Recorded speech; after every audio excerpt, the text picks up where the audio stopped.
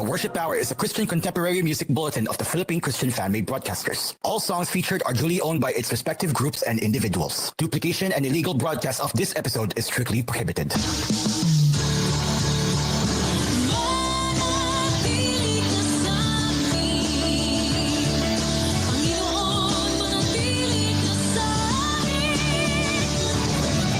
Ito ang 702 DZJS. Kagapay mo sa katotohanan. Mapapakinggan ang 702 DZJS sa inyong mga talapitan at sa Able Media Player app. Broadcasting from TGON, TVH Group of Networks. You're listening to DZYW koolFM. koolFM is a TVH Group of Networks radio station based in Tondo, Manila.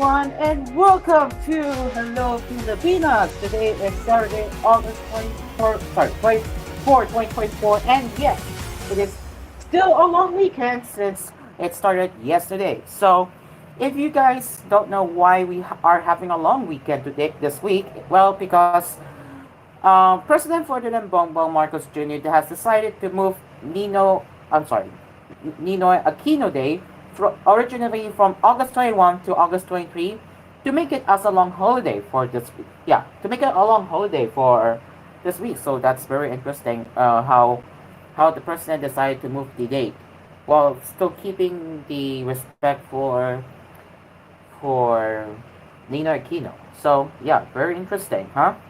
But hey, at least we are having a long weekend, right? Alright, so now let's get into the first and most, what is happening on koolFM lately as of this week?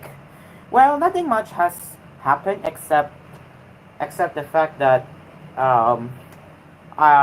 except the fact that there was some internet outage on Wednesday. That's why koolFM signed a bit late on that day.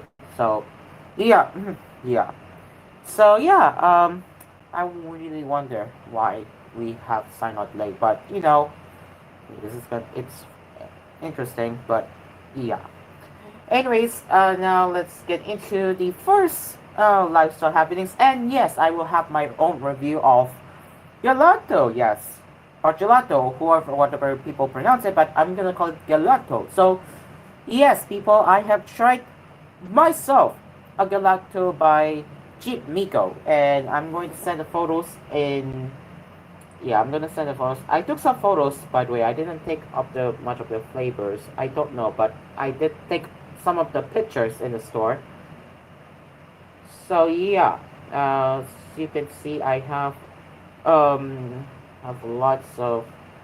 So what I chose original Basque bird cheesecake to try it out, and oh my goodness, it really is yummy. Like, yeah. So so let me just send the photos right now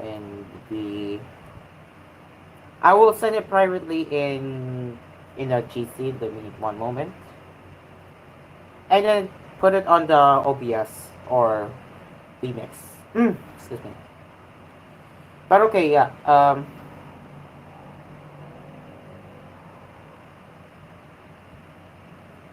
Wait, what is this? Hold on.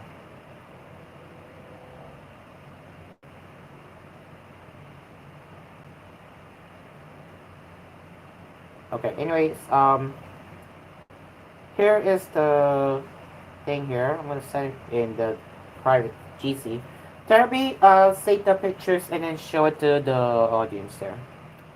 Okay, so yeah, this will be my review on the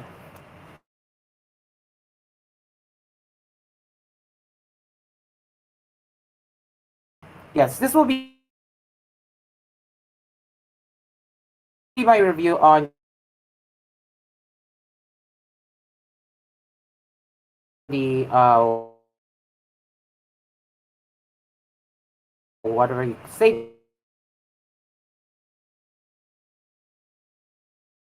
this, but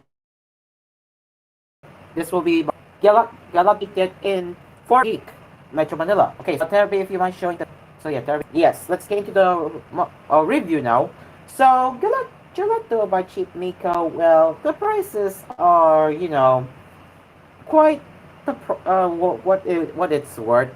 They have 3 tiers. I forgot to tell the first two, but I chose the legendary tier, and and since this is my first time trying out the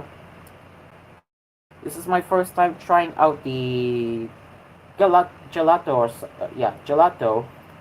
You can I chose the I chose the original I chose the original muscu burnt cheesecake. So here is it. There it is. So we have the first photo which I took here, and yes, that's the logo of uh, Gelato by Cheap Miko. And if you go to the next one, you will see the original uh, Basque burnt cheesecake, and that is part of the legendary tier, which is if you go with the large tier, it's gonna be a little bit pricey as far as I know. But again, this is really worth the price. So for the for so regarding the size, they have small, medium, and large, and I believe it starts at around 160 if I am not mistaken, starting in the first tier of the yeah, and then you have a lot of flavors to choose from, and of course yeah, the highest price you can go with the legendary tier is 380 something if I'm not mistaken, but yeah, and I have to say that the flavor was really yummy. I'm not gonna lie. The flavor was really yummy, and yeah, I really enjoyed the taste of the premium gelato. And yeah, I really enjoyed the premium taste. So I will give that flavor an instant 10 out of 10. And yeah, so I will give this flavor an instant 10 out of 10. So yeah. I have not tried other flavors yet, but I have yet to try it. But that's the original Basque cheesecake. And if you want to visit that gelato store, you can do so now by you can find them in SM Aurora Premier at the fourth floor in BGC Target, Metro Manila. And wait, there's more. They're already open as well in Green Hills Mall in ground floor. But yeah, they're also located in Green Hills Mall ground floor. But again, I have tried the one in SM Aurora. Yours may vary, but I would say the SM Aurora branch, that's the first branch, I would say. That again, the cheesecake flavor I taste was really good. So again, I already gave my rating of set, but yeah, it's a 10 out of 10 for me. So again, guys, if you are interested in going to the gelato by Chief Miko, again you can find them in the at the fourth floor at SM Aurora BGC Geek Metro Manila. And you can also find them at Green Hills Mall as well.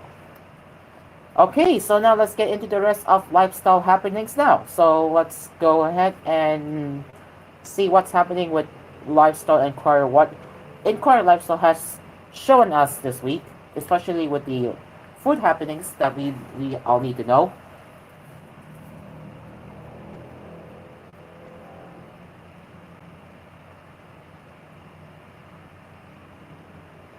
Let's just give it a moment for the screenshot to load. I am not sure. Okay.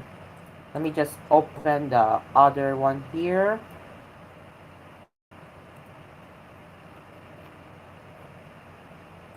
Okay, I'm gonna give it another try.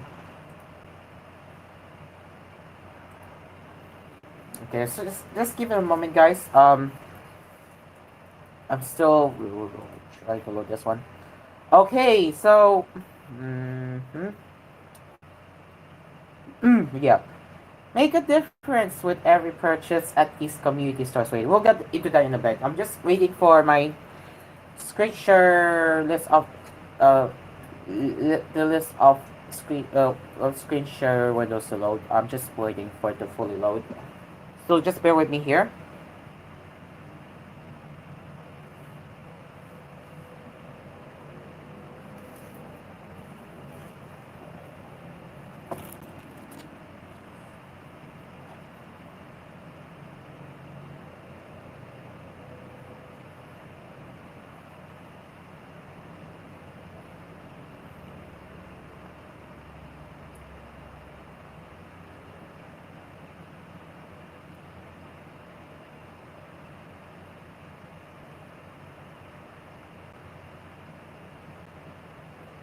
Okay, for whatever reason, it's taking longer than expected. I don't know why.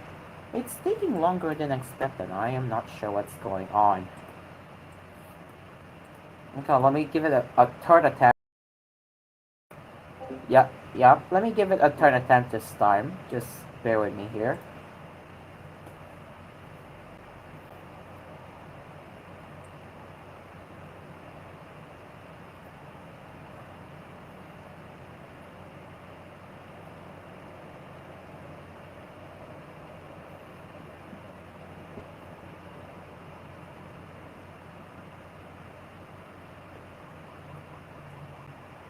Okay, so again, again for whatever reason, it's taking forever. I'm not sure why.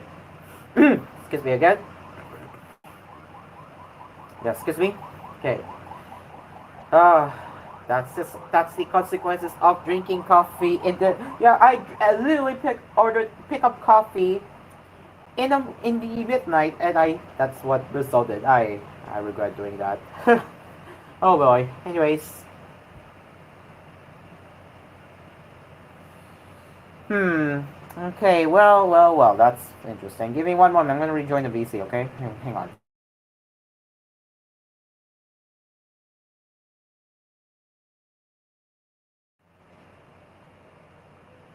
Fourth attempt and counting.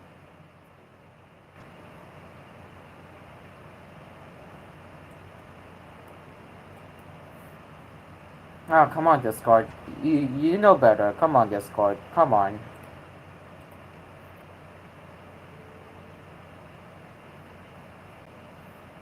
Oh boy. Oh boy. Come on.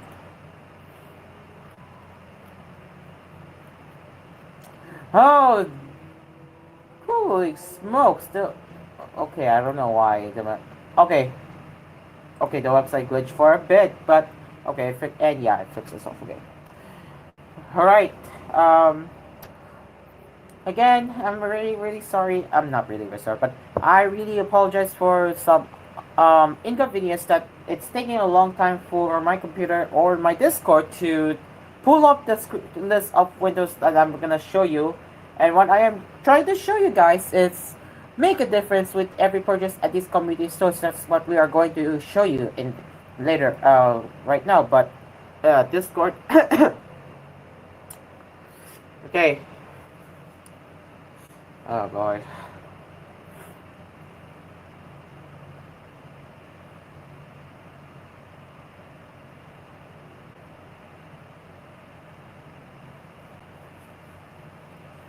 Okay, so yeah, well, I guess we will have to get back into screen sharing later when I restart my Discord. But for now, we're gonna have a commercial break.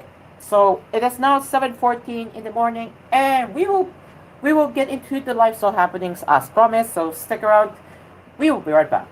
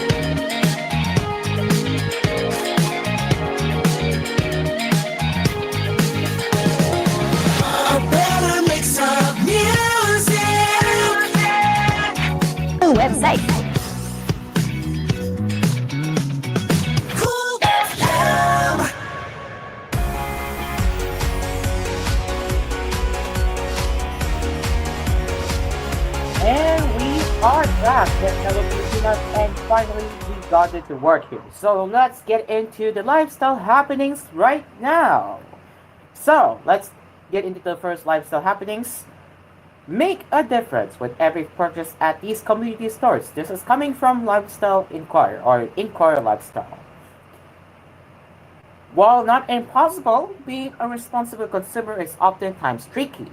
But when it feels like making the conscious and ethical decision is offset by prevalent corporate practices that harm the environment and the people they employ, it can get disheartening, forcing us to wonder if any of these make a difference. But ethical consumption is important regardless. It pushes corporations to adjust their practices to appease and attract their target markets. Hence, corporate social responsibility intuitives its brand building under the guise of hopefully good intentions. Community stores, one such CSR initiative spearheaded by Starbucks, aim to support local organizations and communities using proceeds taken from a specific branch. However, the community store concept extends far beyond the world's biggest shop chain. Whether it is by directly supporting local NGOs or uplifting smaller businesses and communities, there are many community stores where patronage is sure to impart a real positive impact on someone out there. And whoop, we have the first one here. Starbucks Maysilo Circle Community Store. That is interesting. Starbucks Philippines recently opened its second community store in Maysilo Circle, Maladuyong City, after just opening one in Apat Santos, Tondo in September 2023. A portion of the proceeds from the Maysilo Circle Community Store will support Mano Amiga Philippines, an organization dedicated to enhancing education for children from low-income communities. Mano Amiga was established in Mexico in 1963 and has since become active in the Philippines since 2008. Starting this October, Starbucks Philippines, in partnership with Mano Amiga, will launch the Raising Readers and Raising Leaders programs. These initiatives will benefit the underprivileged youth at Nayon ng Kabataan in the welfare village community, Manaluyong City. Raising Readers promotes literacy through storytelling, arts and crafts, and nutritious meals, while Raising Leaders offers leadership training, life skills workshops, scholarships, and school placement support. So that's the first. That's the first one you'll be looking out. Next is the Good Store. Launched in 2017 as an online marketplace for local goods, the Good Store opened Al Cafe in 2023 that doubles as a brick and mortar shop. The Makati-based store features a collection of products by community and cost-driven businesses. From enterprises such as Life Espousam, a pet accessory and furniture label that supports animal shelters, to Grow.ph, a livelihood program for a displaced community in Bulacan. Each of their brands is driven by advocacies the Good Store seeks to promote through their products. The Good Store is located at Grand Soho Building, HB de la Costa, Salgado Village at Makati. Frankie's General Store. So here's the next one. Frankie General Store partners with and empowers local artisans and homegrown businesses. With over 400 brands under the belt across their stores in Manila and Australia, they connect these smaller ventures to a wider audience through their physical and online spaces. Since opening its first pop-up at SM Aurora, Frankie General Store has expanded with branches in Walkwell, The Podium, and Mitsukoshi Mall. Next we have R2R. R2R employs sustainable practices and materials in its line of clothes, bags, accessories, and home items. Beyond sustainability, they also partner with community artisans as well as other social enterprises in their production process. Their design also uses indigenous fabrics and designs, further catapulting local culture into the mainstream. R2R is available online and physically at their showroom at 87 SCT Funtebella, Quezon City. Next, we have Roots Collective. Roots Collective began as a co-working space and boutique cafe in Katipunan. In the years since, it has developed into a one-stop shop for over 120 local brands. They also collaborate with and advocate for several cost-driven organizations. In 2019, they partnered with the Peace and Equality Foundation and the Forest Foundation Philippines to help upscale, sorry, not upscale, to help scale up local incentives and businesses. More recently, they collaborated with Takbi to collect unwanted fabrics for a line of upcycled purses. Roots Collective's flagship store is located at the Uptown Mall. And finally, Bio at Taylor.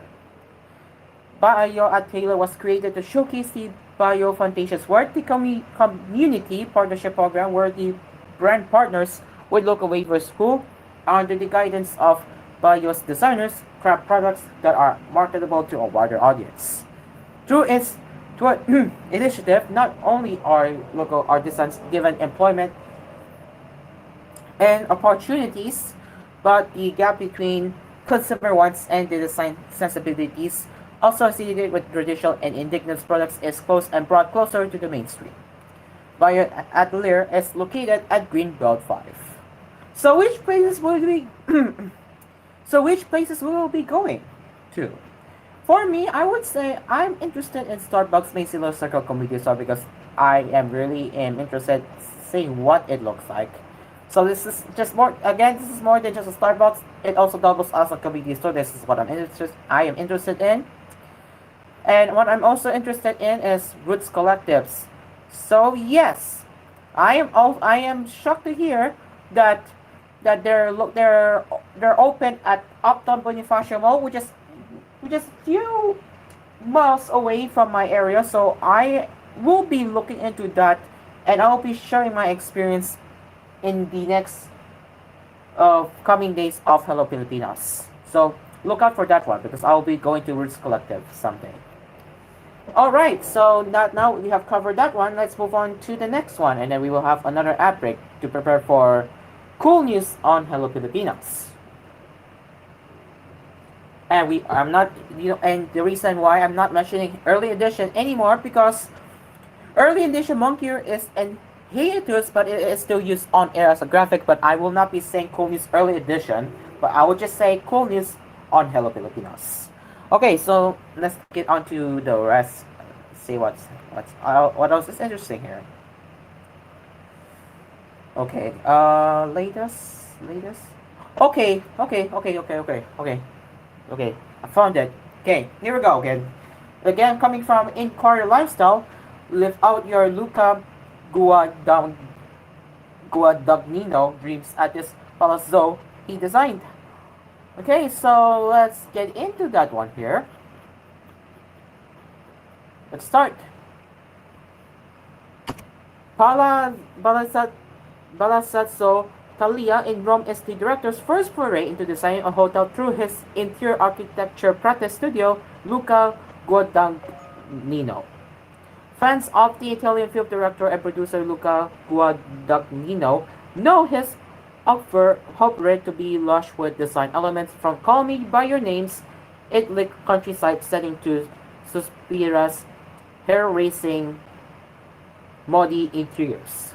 Guadagnino's latest project, however, is more real than fiction. A 16th century collectio in Rome's Rinaldi Trevi turned luxury 26 boutique hotel called Palazzo Talia. Unbeknownst to some of his fans, Guadagnino established an interior architecture studio in Milan in 2017. The eponymous studio specializes in contemporary mid-century Italian design. Among his design work, he lists a Lake Como home repellente with color. Give me one moment.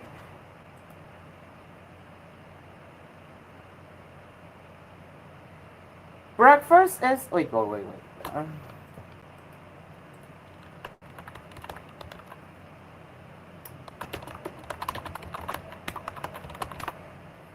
Okay, anyways.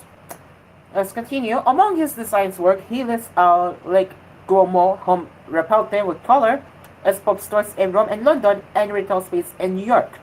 For Palazzo Talia, the Oscar-nominated director designed all public-facing spaces from the sitting rooms and from the courtyard to the restaurant and subterranean spa, plus the hotel's signature suite. This is his first foray into hospitality. Oh, look at that, Ron. Oh, look at that. Every detail begs the guest to touch them, something Guadagnino welcomes and even encourages. Tactility and materiality are everything, studio designer and hotel project lead Paulo Molzun said in an interview. Every service and item is conceived with material three-dimensionality. This and how the lines of the ground floor envelop you, they are what make the experience of the spaces intimate. Prior to the hotel's previous life as a collegio in the 17th century, the Palazzo was home to nobles and high prelates. The institution which educated the sons and eventually daughters of aristocracy was then equipped with a theater, new classrooms, staircase, galleries, frescoes, and a delightful indoor garden in the 17,000s. The school closed down in 1999 as families began moving into cities, leaving the structure in a slow decline. It was only this year that the restoration efforts by property developers Group of Festas started. Our challenge is combining the intimacy of an open and welcoming home with the grandeur of a place so steeped in history, Palazzo Dalia's website reads. For this reason, the Momento spaces have been transformed into stage settings designed by Studio Luca Guadagnino.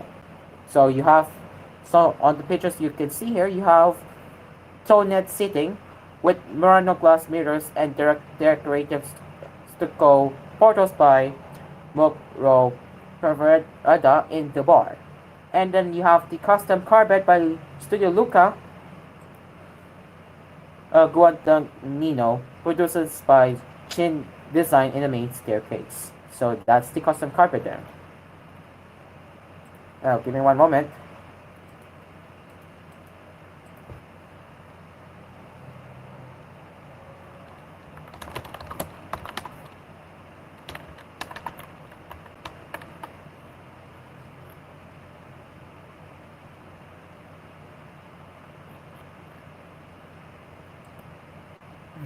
Okay.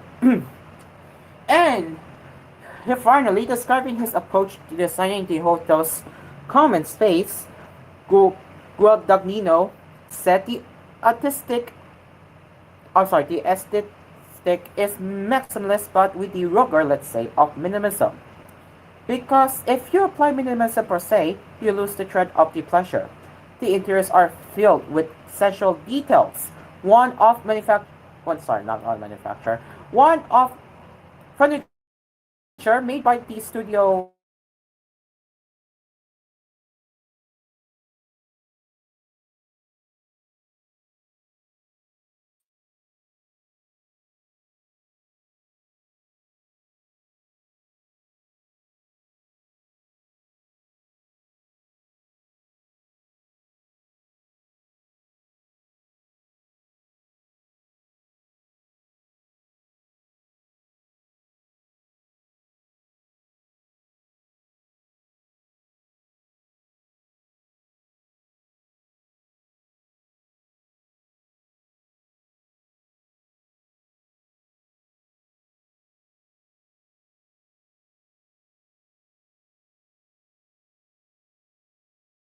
Fendi and commission in luxurious palettes, hand tell museum quality night artist Napoleon and overnight to 50,000. Oh my, the saying that the common, let me summarize it, but designing the hotel's common space, Guadagnino, it's the aesthetics is maximalist, but the rocker, let's say, of minimalism. Because if you apply minimalism per se, you lose the thread of pleasure. The interiors are filled with sensual details. One of many furniture made by the studio mixed with special additions by reference designers like Gatte Lutendi and commissioned pieces by Italian artisans, plush custom designs, carpets in luxurious palettes, handmade finishings on the staircase railings, and a 3-meter tall museum quality 1940s chandelier designed by the Vatican artist Napoleon Marti Lucy that hangs on the reception foyer. Again, that Again, the price here that really surprised me was not was it starts between 40,000 to 40,000 to 50,000 pesos depending on the road type. So that's for the range of the price tag. It's really expensive considering the structure of the building looks high quality and premium. So again, it's expected that it will be expensive. All right, guys. All right. Now that Sago said, it is now It is now 30 minutes after 12 p.m.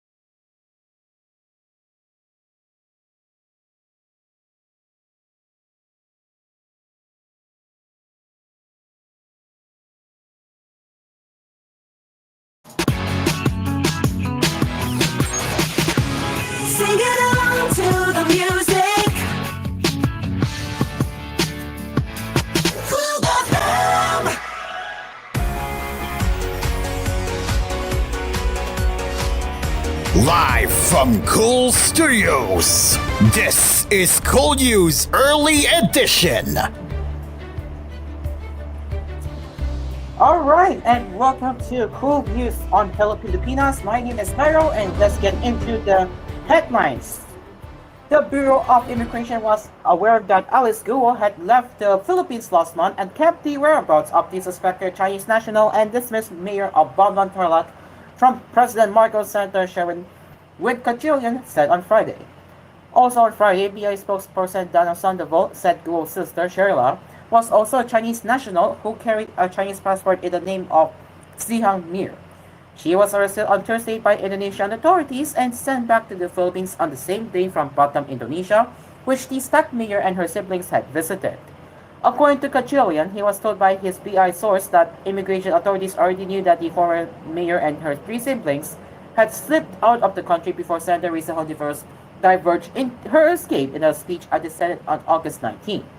Even the president was kept in the dark with that information. From what I have been told, they knew about this 2 weeks ago, Cajillion said in a media briefing on Zoom. Hontiveros said Guo traveled to Kuala Lumpur on July 18 in spite of the arrest order issued against her by the Senate for repeatedly refusing to attend its inquiry into the illegal activities of a Philippine offshore gaming operator Pogo in Bamban.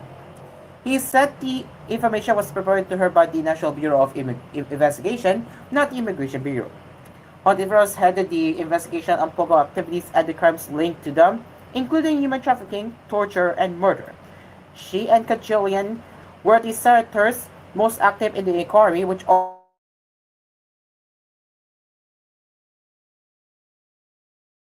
also led to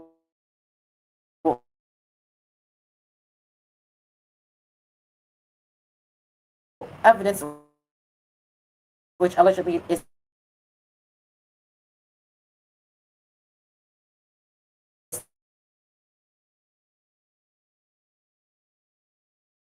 established that Guo was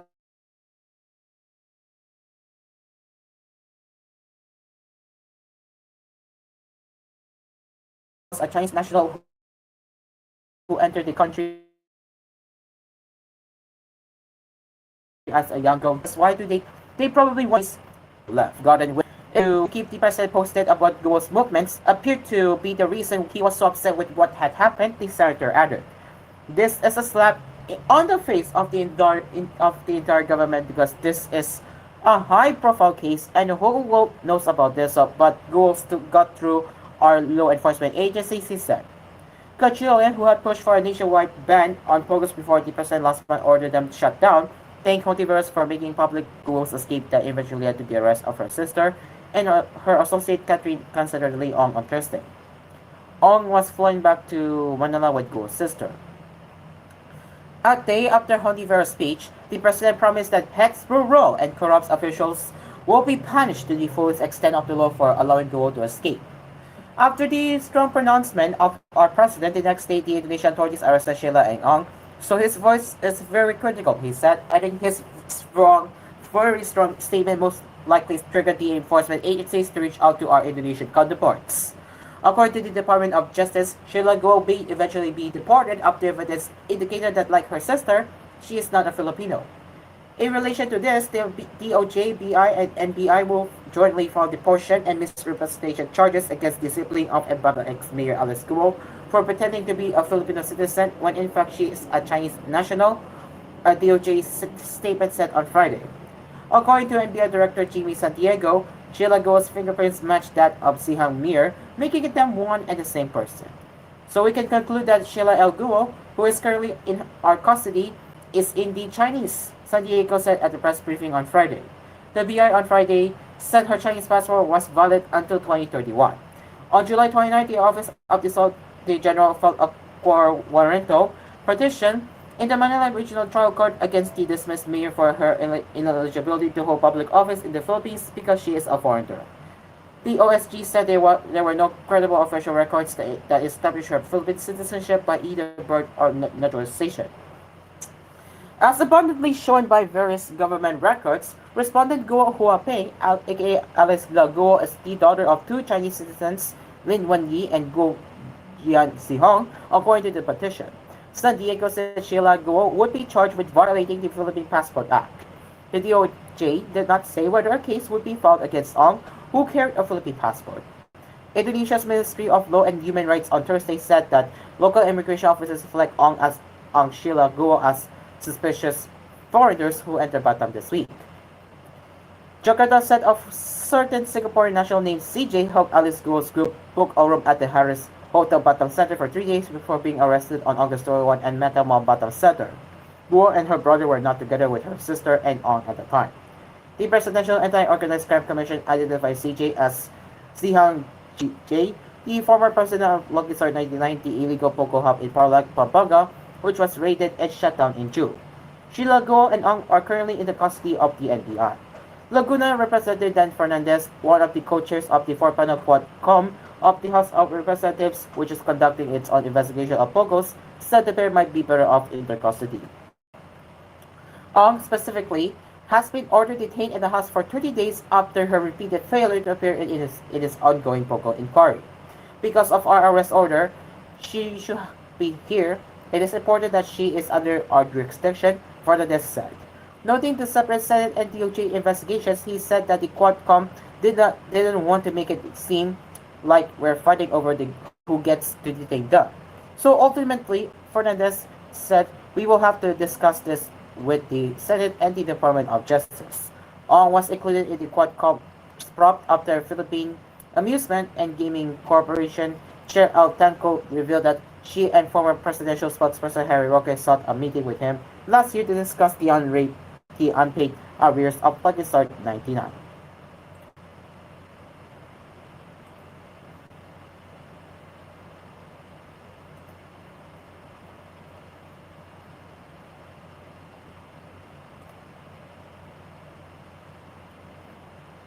The House of Representatives Squad Committee leaders on Friday denied being overzealous and overkill in its issuance of contempt citations and detention orders against its resource persons, arguing that this was well within their powers and only against contemptible violations. Speaking to reporters, panel co-chairs Surigao del Norte Representative Robert A. Barbers and Laguna Representative Dan Fernandez said the House contempt orders were in line with the rules and designed so that their resource persons respected the committee's investigations. In any case, Barbers said resource persons are not orally supposed to follow simple rules, not to lie or evade questions, not to misbehave and insult the committee. If there was a contemptible act among our resource persons, then a penalty must be imposed.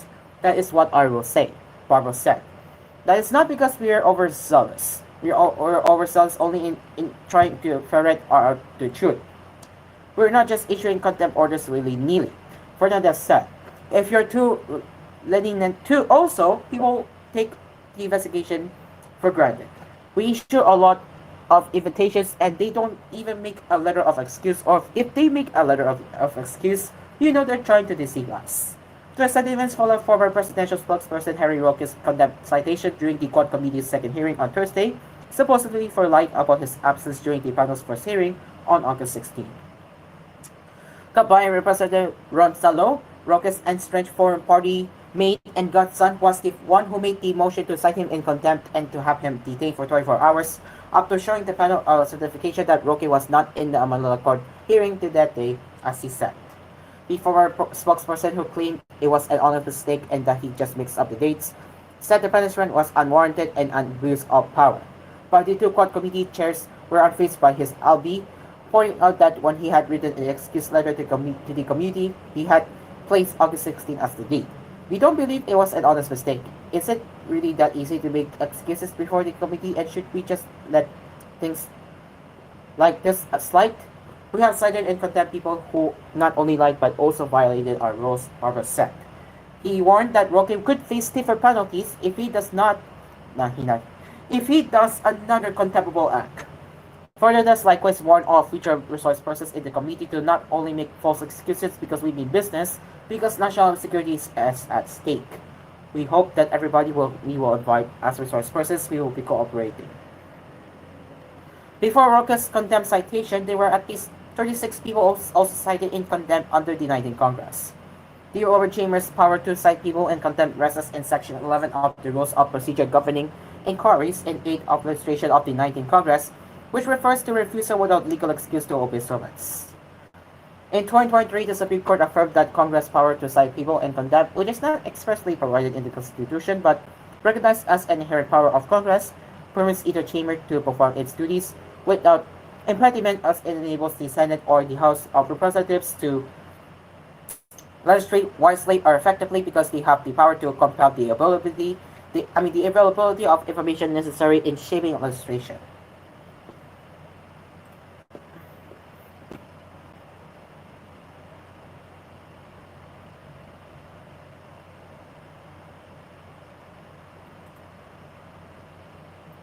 Let's get into the business now. The Philippine peso will likely sustain its rally that it had brought it closer to the 55 per dollar level amid expectations of a more dovish signals from the US Federal Reserve that may weaken the greenback.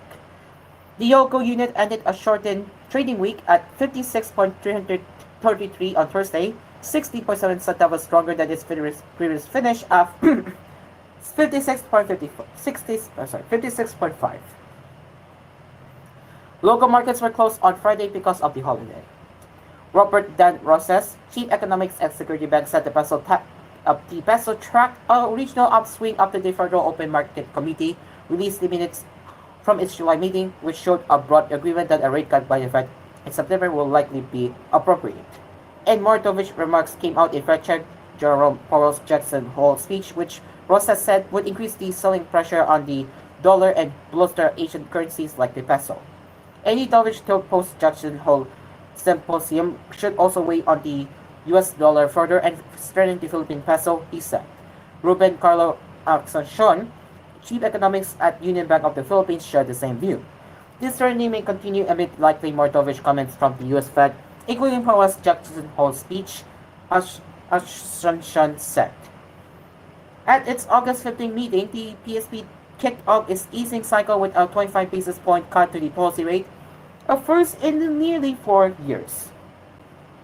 The decision brought the PSP's target reverse repurchase rate to 6.25%, with Governor Ali Ramona Jr. saying there is a room for one more 25 basis point cut either at the October or December meeting of the central bank.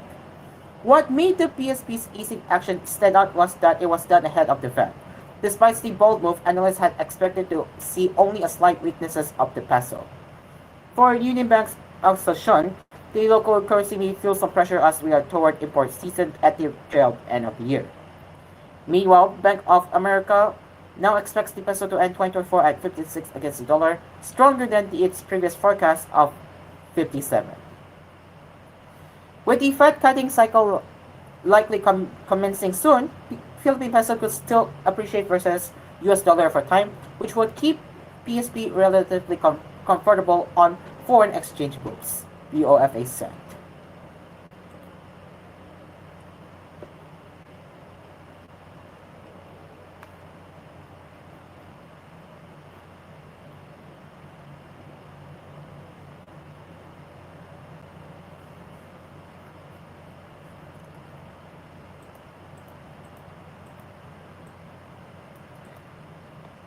And Moody's Ratings has kept the Philippines investment grade rating due to recent economic reforms but flagged persistent pressures brought on by higher debt levels, rising interest rates, and tensions with China. In a statement on Friday, Moody's Ratings affirmed the country's Baa2 credit rating with a stable outlook, meaning changes in the rating are unlikely in the next 18 to 24 months. For the second quarter, the country expanded by 6.3%, accelerating from the 5.8% growth in the previous quarter. The expansion plays well within the government's 6 to 7% target for the year. Moody's expects the country's growth to be buoyed by steady household spending as the effects of El Nino dwindle and the reduction in rice strips help lower food prices. To add, investments and increasing exports are expected to contribute to a robust expansion, supported by a recovery in electronic exports, gradual increases in business process outsourcing revenues, and a rebound in international tourism. Despite this, Moody's highlighted that the ongoing geopolitical tensions with China also pose a risk to the rating. The rating also considers weakening debt affordability amid higher interest rates and a weaker Philippine peso, Moody's said. Moody's said that debt affordability is expected to worsen over the next 2 years despite the central bank's recent policy rate cut. The Monetary Board last week cut its policy rate by 25 basis points, reducing the key rate to 6.25%. This was the first rate cut in almost 4 years, or since November 2020, during the height of the pandemic. Meanwhile, Banco Central ng Pilipinas Governor Ali Remola Jr. welcomed the credit rating, noting that the central bank is balancing its efforts to maintain stable prices, which is essential for ensuring steady and sustainable economic growth. And that is the first headlines that you need to know right here on koolNews, right here on Hello Pilipinas. We will now return to Hello Pilipinas. It is now 8:01 in the morning.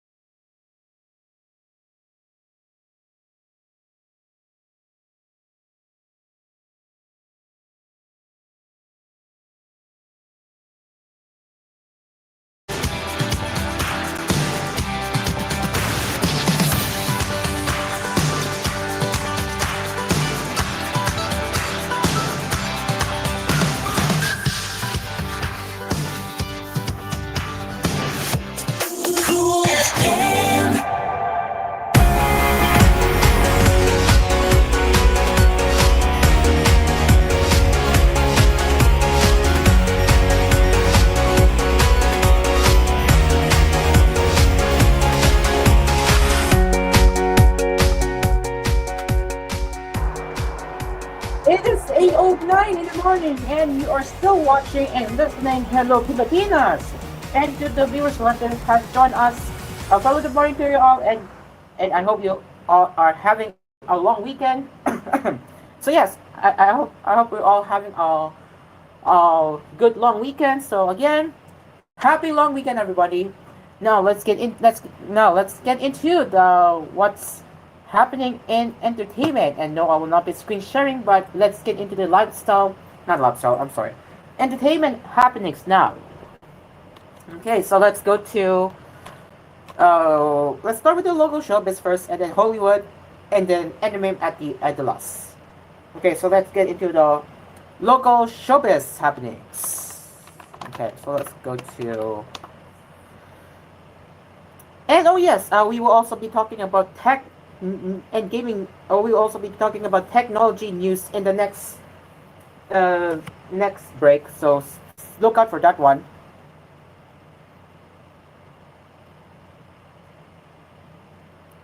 Actually, no, we will combine it since we already have used up. So, anyways, let's get into the showbiz. Starting what's happening in the Philippines following the engagement announcement last week. Kim Molina revealed that Journal Napoles had made her ring from scratch. The actress took to Instagram to share a video of Napoles making the ring, which he started making in June 2023. Days after he proposed, he made me watch this video of him making the ring himself. He told me that it was 2023 when these clips were taken, but due to some unexpected circumstances, the proposal always got delayed, and he kept the ring from me in secret for more than a year, wrote Molina in the video text. The My Zombebe actress expressed her immersion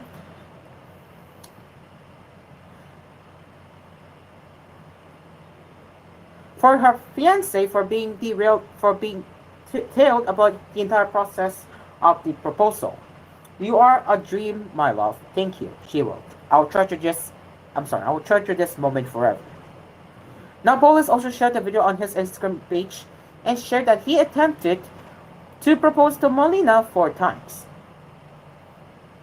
I was supposed to propose at the Coldplay concert in February in Thailand, but Kim had an LBM. I had waited 10 years to have the ability and opportunity to do this. I planned this for more than a year, so it will be special. In the comment section, fellow actor Joros Gamboa joked that Nampoles is now making Molina's wedding grow. You is in fact now suing Molina's wedding ground at this very moment, he wrote, receiving laughing reactions from netizens. Napoles also shared a portion of the video asking for Molina's hand from her parents who reside in Dubai. On August 11th, the celebrity couple announced their engagement. The proposal took place at the Peta Theater, where they met for the first time 10 years ago when they starred in the musical Wrap of Executives. The proposal was made grand as Molina walked into a room decorated with lanterns and sunflowers before meeting Napoles, who kneeled on his knee and romantically asked the actress' hand in marriage. In January, Molina revealed that it was she who courted Napoles. They started as best friends before they officially became a couple. The pair also worked together in the films Ang Babaeng Walang Pakirandam, Ikaw at Ako Ang Ending, Girlfriend Na Pwede Na, and Soulmate. They also went against each other in the reality show LOL, Last One Laughing Philippines.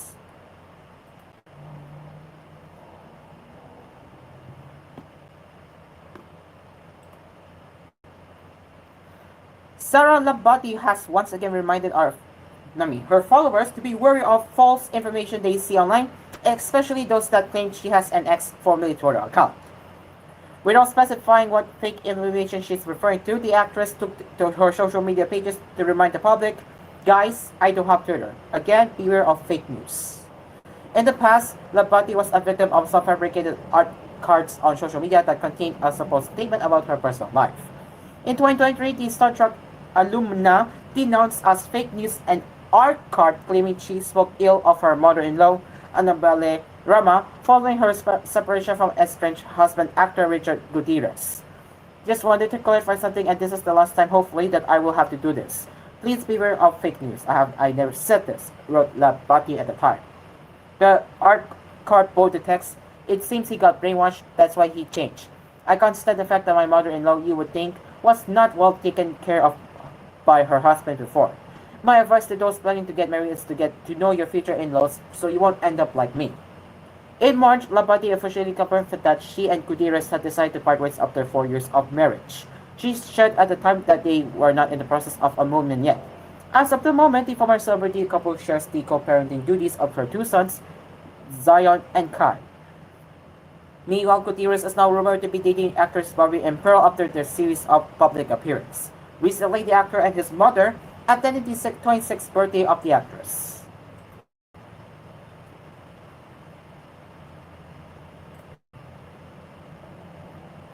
The producers of the upcoming film Dear Satan announced that its title will be changed to better reflect its intended message following concerns about its potential impact on viewers. The upcoming film, starring Apollo Contis, Sienna Stevens, and Aya Fernandez, centers on the triumph of good over evil through the power of faith. Details of the plot and premiere date are yet to be revealed. Many netizens claim that the movie's title might send a wrong message to children. Others noted that it might seemingly portray Satan in a positive light, possibly contradicting Bible teachings. In a statement on Facebook on Friday, August 23, the film's production company, Max X Productions Incorporated, apologized to viewers for causing any offense or discomfort with the title, saying it's meant to tell the story of faith and the goodness of the Lord. Dear esteemed viewers, we hope this message finds you in good spirits. We are reaching out to address some concerns that have been brought to our attention regarding our recent film, Dear Satan, the statement began. First and foremost, we want to extend our deepest apologies if the title of our movie has caused any offense or discomfort. It was never our intention to hurt or disrespect anyone's religious beliefs. Our aim has always been to create content that entertains while conveying meaningful messages. Max X then said the film is meant to explore the theme between good versus evil, which will be done through the perspective of an innocent child who is guided by faith and the goodness of the Lord. The concept between Dear Satan was conceived with the goal of exploring the theme that between good versus evil, showcasing how an innocent child, guided by faith and the goodness of the Lord, can resist temptation and embody the virtues of righteousness, it said. The film is a narrative about the power of faith and the triumph of good over evil. We wanted to illustrate that despite the presence of evil in the world, faith and virtue can prevail. This led to the production company confirming that the film's title would be changed to showcase its message better and bring it closer to the audience. Max X has yet to announce the film's new title as of this Friday. We have decided to change the title of the movie to better reflect its intended message and to honor the sensitivities of our viewers. We believe this change will help align the film more closely with its more core and ensure that it resonates positively with our audience, it said. Following the announcement, Max X urged viewers to see the movie with an open mind and heart to understand its story better. We sincerely invite you to watch the film with an open mind and heart. We believe that upon viewing, you will understand the story that we sought to tell, a narrative about the strength of faith, the importance of goodness, and the triumph of virtue, it said. Thank you for understanding and continued support. We value your feedback and are committed to creating content that is both respectful and impactful, added the production company. Dear Satan is Conti's newest film project after a journey which starred his dubbing look co-stars Kaya Abad and Patrick Garcia and Fuscia Libre. Meanwhile, Stevens appeared in the couple's drama Royal Blood as Ding Dong Dante's on-screen daughter.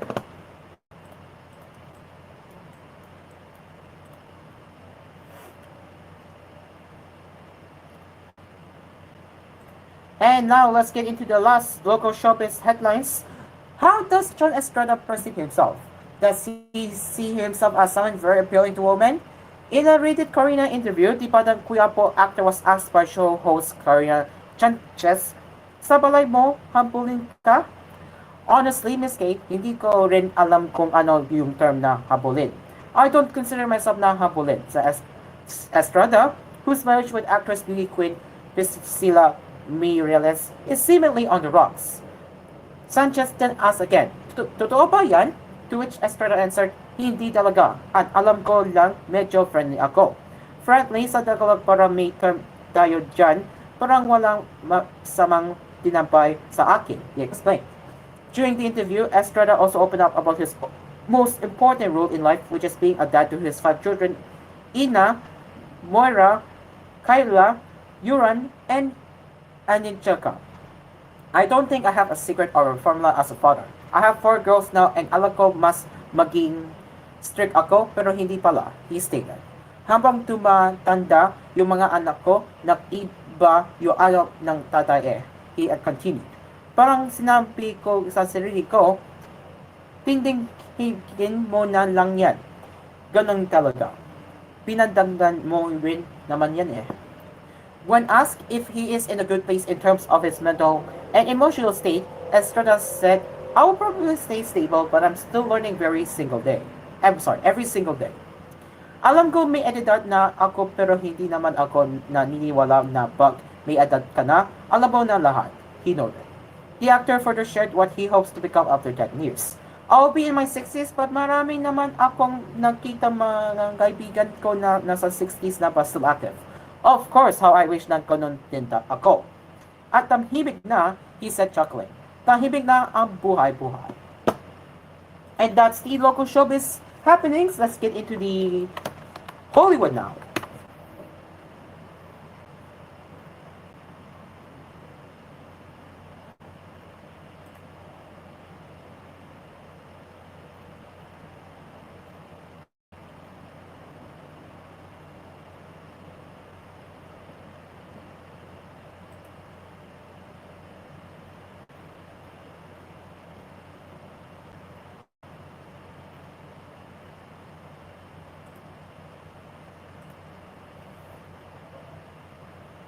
Lee Jin-jae is quite surprised that Disney Plus Star Wars series The Acolyte is ending after its first season despite showrunner listed Headland's intention for the show to continue.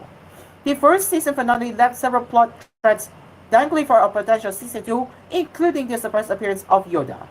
To hear the news, I was quite surprised personally as well, said Lee, who played Master Soul in The Acolyte.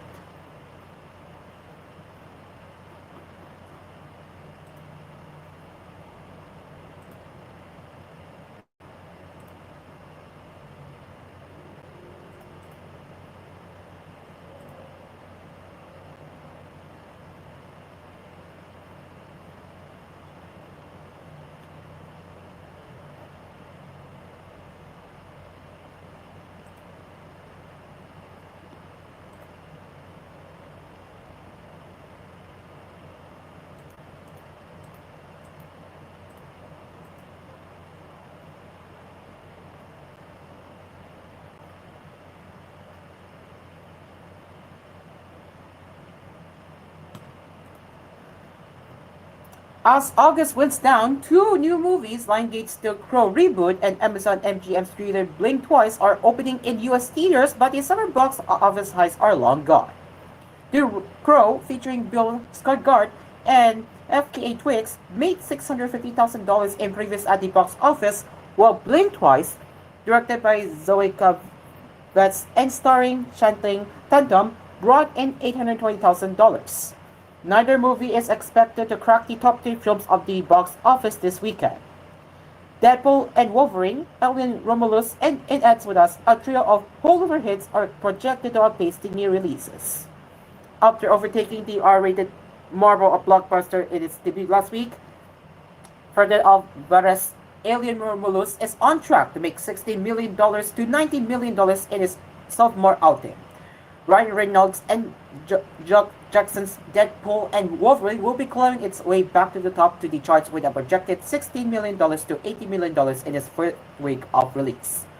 Finally, Blake Lively and Justin Baldoni's romance novel adaptation in Ends With Us is expected to make $10 million to $12 million in its third week. Blink Twice is aiming for $7 million to $8 million from 3,000 theaters. It stars Tatum as a wealthy tech Mongol who invites a group of women out to his private island where things quickly take a dark turn. The film, which is distributed internationally by Warner Brothers, has a budget of just $20 million, meaning it will still be well positioned after a single-digit debut. The Crow looks to bring in $6 million to $9 million from 2,500 venues. Lionsgate acquired the reboot of the cult classic 1992 film, which starred the late Brandon Lee for $10 million, which starred So a single-digit opening won't sting as badly. Starscard plays Eric Dovin, aka the Crow, who is out for the vigilance as a resurrected killer after he and his girlfriend are murdered.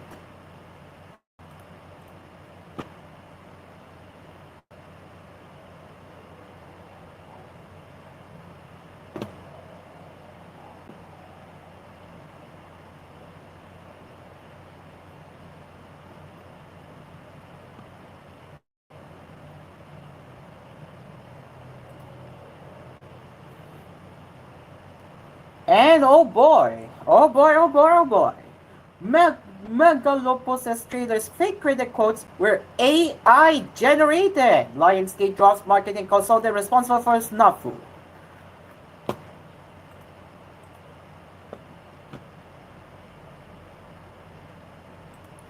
Lionsgate has part ways with Eddie Egan, the marketing consultant who came up with the Megalopolis trailer that included fake quotes from famous Scream critics.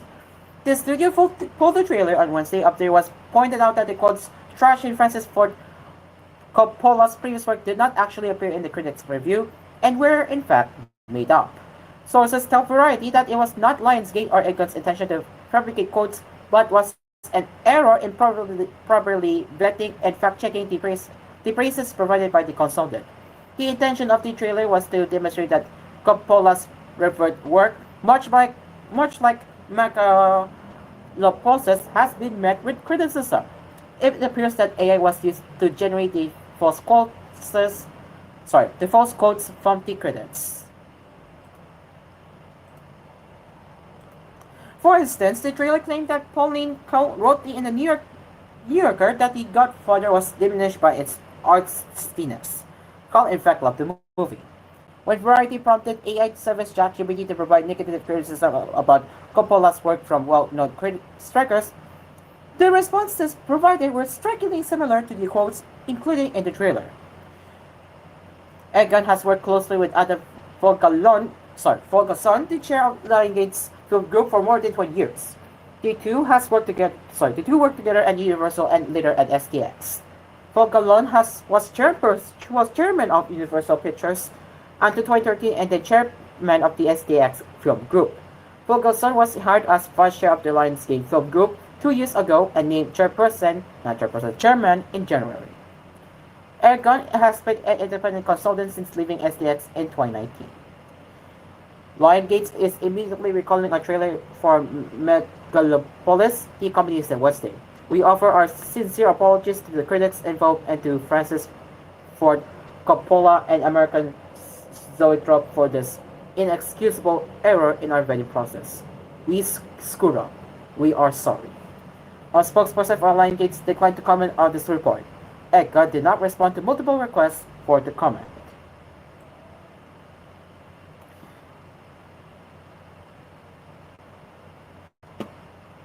And that's the Hollywood now. Let's now move on. And that's the Hollywood. So we are done with the entertainment happenings, except anime, which we will save that for the last step of Hello Pilipinas later. But for now, let's get into tech news.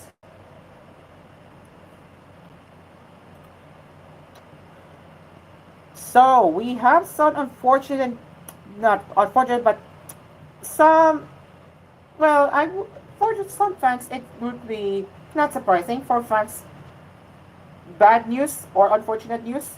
For me, I would say it's unfortunate news because I am one of them who is subscribed to YouTube Premium family. Yeah, I have a family subscription of YouTube Premium. So yeah, I have a YouTube Premium family subscription, which I will be talking about in a bit right now. So, ladies and gentlemen, after the launch of YouTube Premium since 2019, if I'm not mistaken, the prices stayed the same for quite a long time now, except student pricing. Well, look what we have here. YouTube Premium subscription prices are set to increase in the Philippines, which is us, starting this October. The individual plan sees a price bump going from 159 pesos to 189 pesos per month. The family plan is also affected, going up from 239 pesos to 379 pesos. There are no details yet on whether the student plan is going up. Let me clarify this. Last time I checked was 95 pesos for student plan. And now they also seem to have jacked up the prices as well. So it's now 20 pesos high, more than 95. So it is now 115 pesos. Before it was 95. I swear, I checked that last time it was 95. And now it's 150. So yeah, the adjustment comes from price increases in other countries throughout the year. YouTube has been emailing affected subscribers to inform them of their thoughts behind the decision. The email notes that the price increase allows the company to improve the platform while supporting the creators and artists. While an official announcement has yet to be made, readers cannot confirm the status the subscription details. Well, yes. I will show you the email that I got here. So let me get the screenshot real quick. I will go send it to Herbie.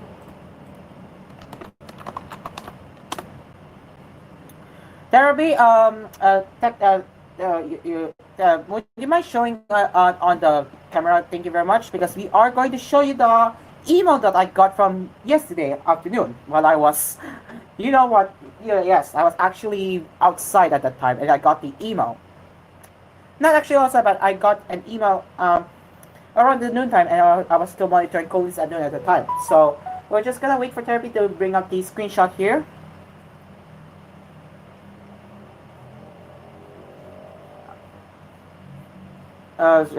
Just wait for Therapy to show it here.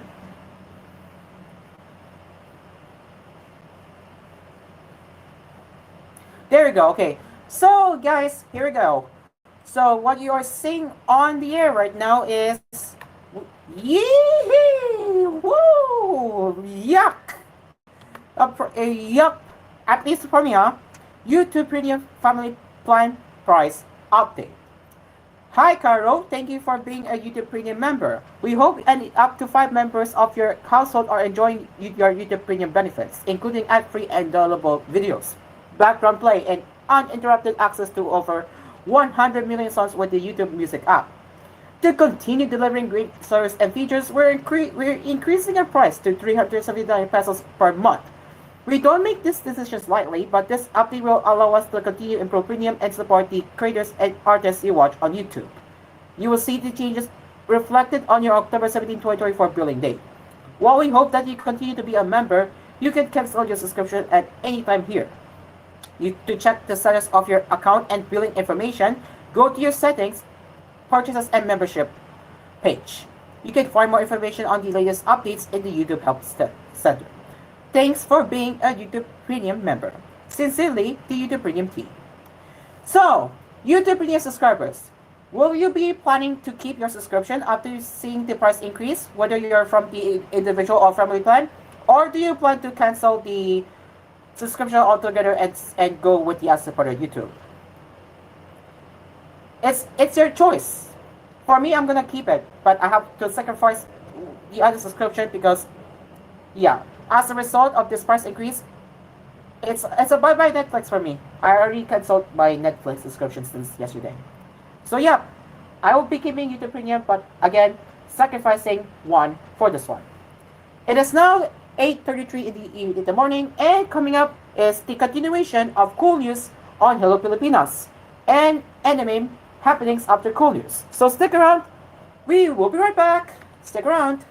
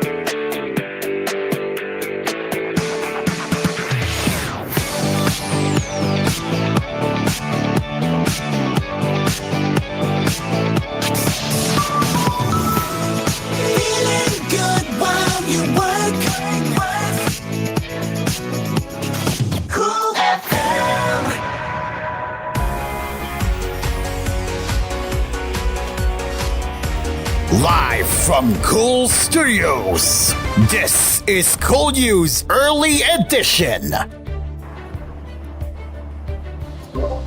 And we are back with more headlines on Hello Pilipinas with koolNews. Let's continue now. Yeah, let's continue now. Okay.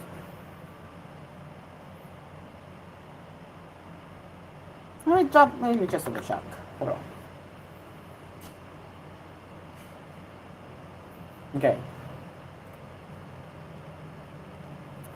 7 Filipinos who were arrested at a North Russia's special economic zone in Laos near its border with Myanmar and Thailand were repatriated on Friday to the Department of Foreign Affairs, reported in a statement. The DFA said it was working with Laotian authorities on the repatriation of 75 more Filipinos out of a total of 129 requests for assistance who were arrested at the Golden Triangle Special Economic Zone GDSEC in Laos, Bukeo province along the Mekong River. The Philippine Embassy in Vientiane is working closely with Lao authorities and has also sent a team to Bukeo province to facilitate the release and extraction of distressed OFWs, overseas Filipino workers from the GDSEC, the DFA said. Two officials from the DFA Office of the Undersecretary for Migration Affairs are now in Laos to assist as part of the DFA's rapid response team, the DFA added. The DFA will shoulder their flight expenses from Bukeo to Vientiane and onward to the Philippines, including accommodation, food, and basic needs. The team stands ready to assist Filipinos who may still be remaining in the Golden Triangle and will continue to work with Lao authorities to ensure their safety, the DFA said. The detained Filipinos were among the 771 people, mostly from Myanmar, China, India, Ethiopia, Indonesia, Philippines, and Vietnam, who were arrested in an anti-crime drive at the GDSEC. The Lao government created the economic zone in 2007 in cooperation with the Hong Kong registered King Romans Group that built a casino in Bukeo targeting gamblers from China, Myanmar, and Thailand. According to U.S. Treasury Department, the King's Romans Group is owned by China-born Ziha Wei, whom the agency sanctioned for trafficking heroin, methamphetamine, and other narcotics and funding private armies in Myanmar. The casino has spurred the growth of a small city in Bukeo that has come to be known as a hub for criminal activities that rely mainly on foreign workers, including Filipinos.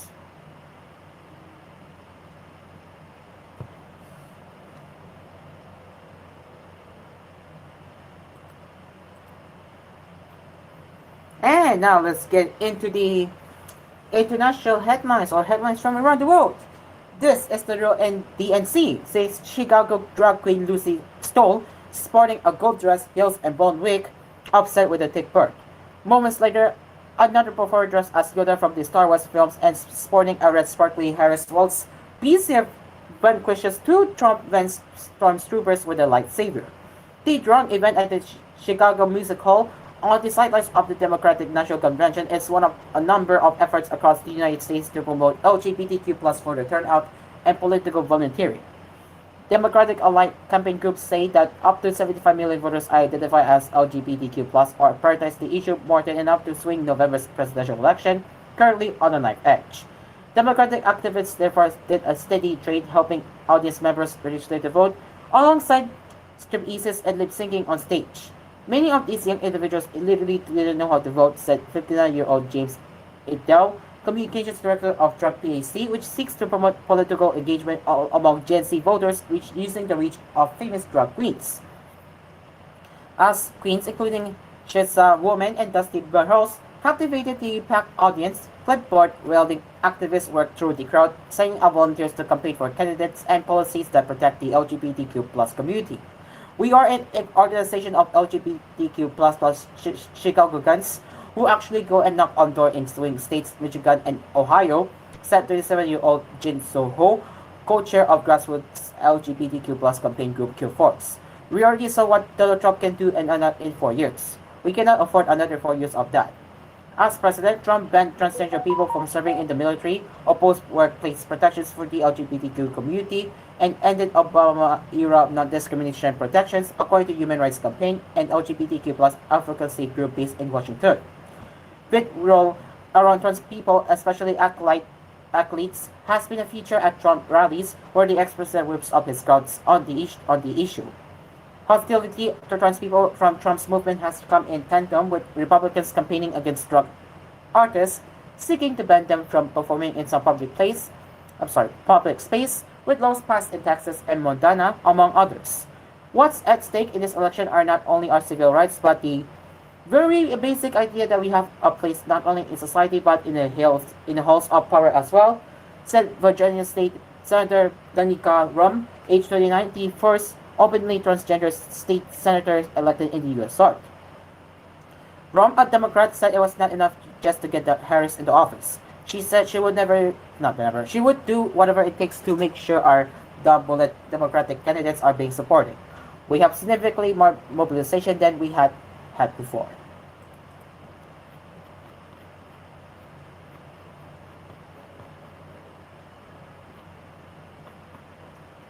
And U.S. Vice President Kamala Harris sought to redefine herself for America and drew a sharp contrast with Republican Donald Trump as she accepted the Democratic Party's 2024 presidential nomination on Tuesday.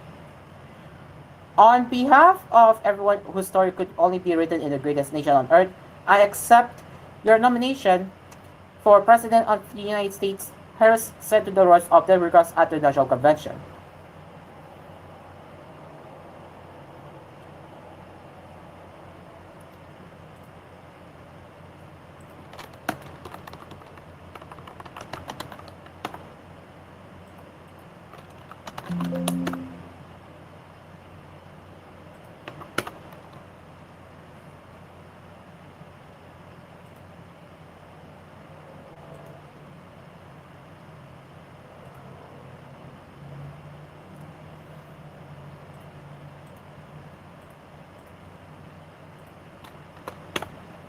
Sorry for the awkward silence, but we'll have to be quicker since we are running out of time. So, yeah. On the convention's final, most anticipated night, Chicago's United Center brimmed with energy and people. The arena's 23,500 seats were filled, and the venue staff briefly blocked more people from entering, saying the city's fire marshal declared the building at capacity. Biden, who addressed the opening night of the convention, called Harris to wish her luck before her speech. She'll be an outstanding president because she is fighting for our future, Biden also said on X. Alluding to Trump's heroic on the campaign trail, Harris said she will promise to be a president for all Americans. With this election, our nation has a precious, fleeting opportunity to move past the bitterness, cynicism, and decisive battles of the past. A chance to chart a new way forward, not as members of any one party or faction, but as Americans, she said. Former U.S. Representative Adam Kinzinger, one of the 10 House Republicans who voted to impeach then President Trump, was one of several Republicans who joined the DNC. Democracy knows no party, Kinzinger said, telling his fellow Republicans that Democrats are as patriotic as us. We love this country as much as we do.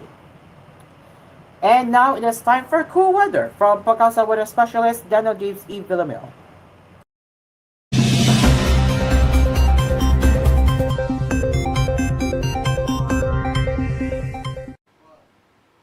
Magandang umaga mula sa Pag-asa Weather Forecasting Center. Ito na ating update sa magiging tayo ng panahon sa susunod na 24 oras. Makikita dito sa ating latest satellite images itong mga makakapal na kaulapan na nakakaapekto sa kanlurang bahagi ng ating bansa ay ang patuloy ngang epekto o yung pag-iral ng southwest monsoon o hanging habagat. Itong hanging habagat ay magdudulot ng mga pag-ulan o yung mga tuloy-tuloy na kaulapan at pag-ulan ngayong araw sa kanlurang bahagi ng Southern Luzon, Visayas at sa Mindanao. Mas maaliwalas sa panahon naman ang ating inaasahan sa Metro Manila at sa nalalabing bahagi ng ating bansa. Ngayon pa man, posible pa rin yung mga tsansa ng thunderstorms o yung localized thunderstorms pagsapit ng hapon hanggang sa gabi. At patuloy nating minomonitor itong bagyo sa labas ng ating Philippine Area of Responsibility. Itong si Severe Tropical Storm Shanshan, international name niya ay Shanshan. Kanina alas 3 ng umaga, huli itong namataan sa layong 2,055 kilometers silangan ng Central Luzon. Ito ay may taglay na lakas ng hangin na malapit sa gitna na umaabot sa 110 kilometers per hour at pagbugso na umaabot sa 135 kilometers per hour. Patuloy ang paggalaw ng nasabing bagyo pahilaga sa bilis na 15 kilometers per hour. Sa mga susunod na araw, wala pa rin tayong inaasahang magiging direktang epekto ng nasabing bagyo sa labas ng ating PAR sa anumang bahagi ng ating bansa. Hindi rin natin inaasahan na papairalin or mas palalakasin pa nitong si Bagyong Shanshan ang pag-iral ng hanging habagat sa anumang bahagi ng ating kapuluan. Gayunpaman, inaasahan natin ang patuloy na epekto nga ng hanging habagat dito sa western sections ng Southern Luzon, Visayas at Mindanao sa mga susunod na araw. Mas magpapatuloy pa yung mga pag-ulan na dulot ng habagat dito sa western section of Mindanao hanggang bukas, ngunit generally improving weather conditions na ating inaasahan sa malaking bahagi ng Mindanao starting Monday next week. For the next 3 to 5 days, magpapatuloy pa rin yung mga pag-ulan na dala ng habagat sa kanurang bahagi ng Southern Luzon at sa Visayas, at magpapatuloy naman yung maaliwalas na panahon o yung generally fair weather conditions sa nalalabing bahagi ng ating bansa, kabilang na ang Metro Manila. At para naman sa magiging lagay ng ating panahon ngayong araw dito sa Luzon, dahil sa patuloy na epekto ng habagat, asahan nga natin itong maulap na kalangitan na sasamahan ng mga kalat-kalat na pag-ulan, pakulog at pakidlat sa malaking bahagi ng Mimaropa. Kaya sa nabanggit na lugar, patuloy tayong maging handa at alerto sa mga banta ng pagbaha at pagguho ng lupa kung tuloy-tuloy ang pag-ulan na ating mararanasan. Mas maliwalas sa panahon or mainit at maalinsangang panahon naman na ating inaasahan sa Metro Manila and the rest of Luzon ngayong umaga hanggang sa tanghali. Ngunit posible nang mamuo yung mga kaulapan o yung mga thunderstorm clouds pagsapit ng tanghali. Posible bumagsak yung mga pag-ulan na ito late afternoon to evening. Hindi naman magtatagal yung mga pag-ulan na ito, kadalasan mula 30 minutes hanggang 2 oras lamang. Maximum temperature forecast para sa Lawag ngayong araw, posibleng umabot ng 32 degrees Celsius. 25 degrees naman dito sa Baguio City at 34 degrees Celsius sa Tuguegarao. Maximum temperature forecast para sa Metro Manila ngayong araw, posibleng umabot ng 34 degrees Celsius. 34 degrees rin dito sa Legazpi at 32 degrees Celsius sa bahagi ng Tagaytay. Sa areas naman ng Palawan, Visayas at sa Mindanao, itong area ng Palawan at western sections ng Visayas at sa Mindanao, namely itong mga regions ng Western Visayas, Negros Island Region, Zamboanga Peninsula, pati na rin sa mga isla ng Basilan, Sulu at Tawi-Tawi. Asahan nga natin ngayong araw ang maulap na kalangitan at mataas ring tsansa ng mga kalat-kalat na thunderstorms. Kaya maghanda rin tayo sa mga banta ng flash floods at landslides sa mga nabanggit na lugar. For the rest of Visayas and the rest of Mindanao, asahan naman natin ang bahagyang maulap hanggang sa maulap na papawirin, sasamahan lamang ng mga isolated rain showers o yung mga usual na late afternoon to evening na thunderstorms. Kaya ugulin pa rin magdala ng payong, pananggalang yan sa mga biglaang pag-ulan na dulot ng thunderstorms. Maximum temperature forecast para sa Calayan Islands, ngayong araw posibleng umabot ng 32 degrees Celsius. 31 degrees naman dito sa Puerto Princesa, 32 degrees Celsius sa bahagi ng Iloilo at Cebu at 33 degrees Celsius sa area ng Tacloban City. Maximum temperature forecast para sa Cagayan de Oro ngayong araw, posibleng umabot ng 32 degrees Celsius. 34 degrees naman sa bahagi ng Davao at 32 degrees Celsius sa area ng Zamboanga.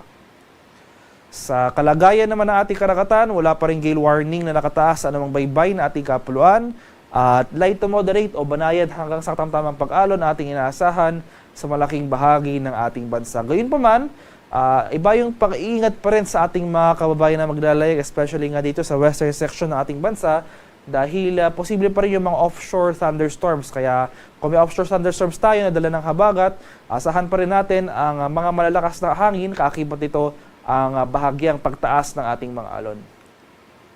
At ang haring araw dito sa Kamaynilaan ay sisikat mamayang 5:43 ng umaga at lulubog naman mamaya sa ganap na 6:13 ng hapon.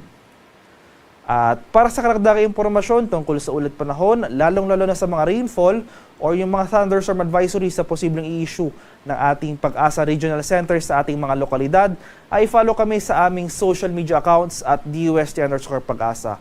Mag-subscribe rin kayo sa aming YouTube channel sa DUST Pag-asa Weather Report at palaging bisitahin ang aming official website sa pag-asa.dost.gov.ph. At yan lamang po ang latest mula dito sa Pag-asa Weather Forecasting Center. Magandang umaga sa ating lahat. Ako po si Dano Villamil, nag-uulat. And that is it for the cool news on Hello Pilipinas. As always, you can send a news tip to us or feedback at tvhphilippines.news@gmail.com. And we will continue delivering the latest news headlines with cool news at noon later, cool news at 4, 6, and cool news prime time at 9. Until then, I am Caro, and now let's get back to Hello Pilipinas. Live.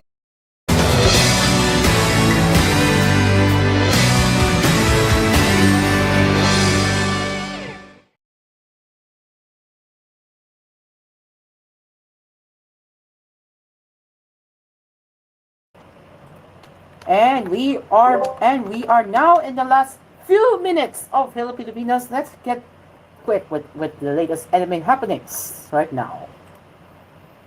Okay, so give me one moment.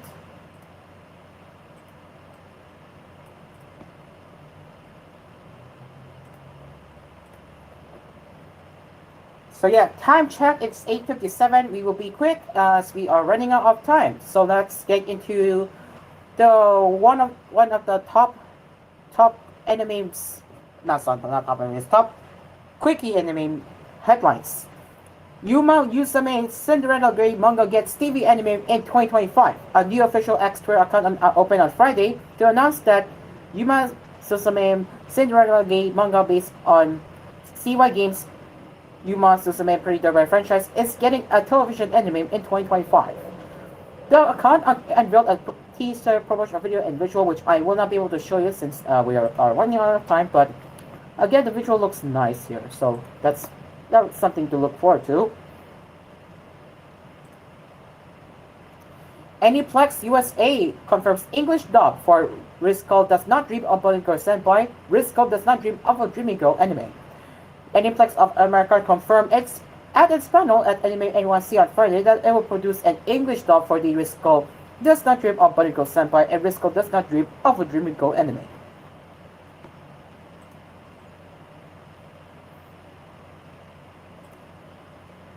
And last but not least, High Dive to stream How I Intended an All Guys